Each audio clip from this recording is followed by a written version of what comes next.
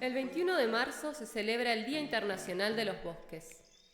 Los bosques son ecosistemas donde los árboles son sus principales componentes y se interrelacionan con otros organismos y el medio físico.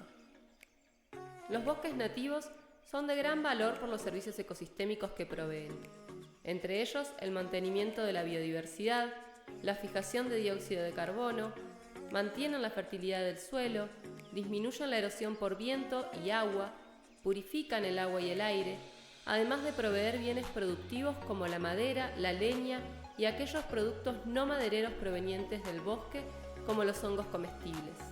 También es de considerar su valor paisajístico. En la provincia de Santa Cruz encontramos los bosques subantárticos o bosque andino-patagónicos que se extienden a lo largo de la Patagonia a ambos lados de la cordillera de los Andes. En Santa Cruz la mayor superficie está ocupada por los bosques de lenga, seguido por los bosques de ñire, luego los bosques mixtos y los bosques de lindo. Las principales amenazas de los bosques en la provincia son los incendios forestales y el ramoneo. Este es el consumo por parte de algunos herbívoros de ramas finas, brotes y hojas.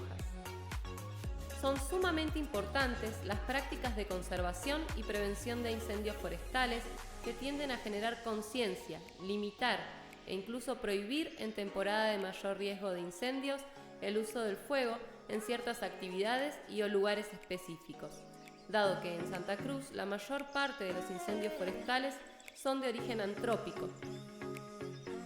De ser necesaria una restauración activa, se requiere de la producción en invernadero de plantines, una rustificación posterior, el traslado a campo, la plantación y mayormente la clausura y o colocación de protectores individuales para evitar el ramoneo que en el caso de Santa Cruz, además del ganado doméstico, también se da por la introducida liebre europea o liebre común.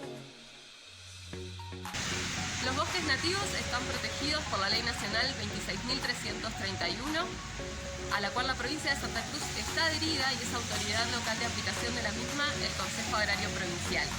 Esta ley tiene entre sus objetivos el enriquecimiento, la restauración, conservación, mejoramiento y el manejo sostenible de los bosques nativos. Aprovechemos esta oportunidad para tomar conciencia y cuidemos nuestros bosques.